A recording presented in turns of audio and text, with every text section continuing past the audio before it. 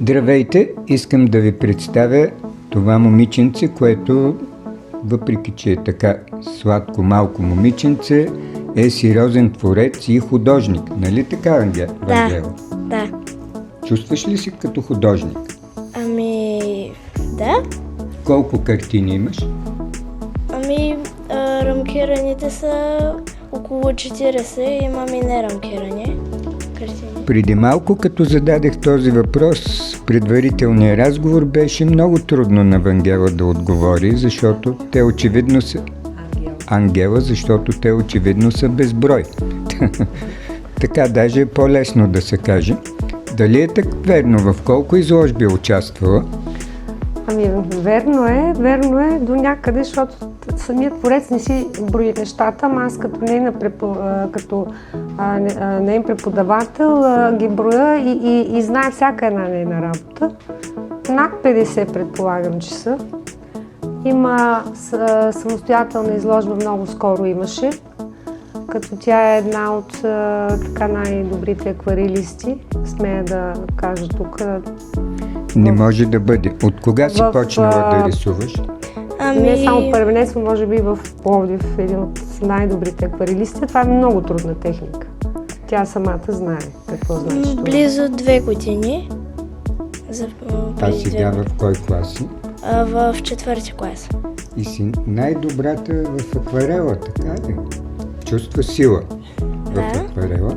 Да. Майка ти подкрепя ли те? Да, тя много обича да експериментира. Първо се беше запалила по художествената гимнастика, обаче рязко направи завой, след като госпожата направи тук курса и тя се записа и много се запали така по рисуването, благодарение на госпожа Костадинова. Човек трябва да бъде гъвкав и да се променя това, което му доставя радост. Тя си рисува, има си такива скицници, рисува в тях, картини на платна, обича да рисува, с удоволствие идва на курси. На какви платна рисуваш? Моите бегли познания са, че има памучни, ленини и някаква изкуствена материя. Нещо не си се замислила по този въпрос. Да, платна... Да се вмъкне малко специално. Да. Платната, понеже те си купуват от магазина, а много често на етикета няма информация. Платната, по-скоро грунда е важен, дали е постен или маслен. Когато става въпрос за акварел се работи върху картон.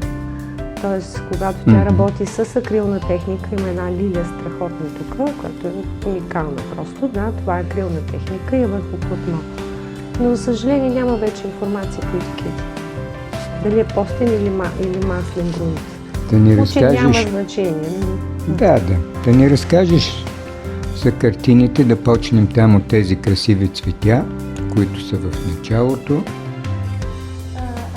Аз обичам да рисувам цветя и се вдъхнових и реших да започна да рисувам цветя.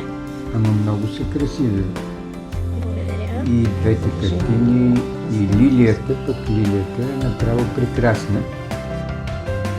За лилията да ви кажа нещо, че това е, може да се каже, логото на йогите, защото на лилията корените са долу в тинята, а отгоре един прекрасен цвят е възникнал, както и ние живеем в този живот, който е малко объркан, обаче сме длъжни да създаваме цветя, както ти си направила. А тук има едно кученце, много забележително. Ще го покажеш ли, оператора да го покаже?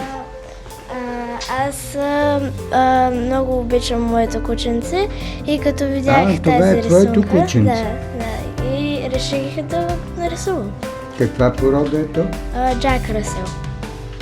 А имаш и конче, така ли? Не. Това какво е? Това е животно? Конче ли? Да. Ма нямаш конче още вкъщи. Добре. Време е за конче. Добре, къде си държиш картините? Ние по стълбите имаме втория етаж и там сме ги Складирали. Да, направихме си Домашна изложба. Всичките стени са с нейни картини. И тя даже си озаглавила на стълбището на вратата изложбата на Ангела. И майка ти разрешава цялата къща да окучи с картини. Много те когато са толкова прекрасни. Много благодаря за участието и за това, че подкрепяш този талант. Той ти носи радост и удовлетворение. Все така дързай и дори когато голяма да не губиш този хъс към красотата. Благодаря.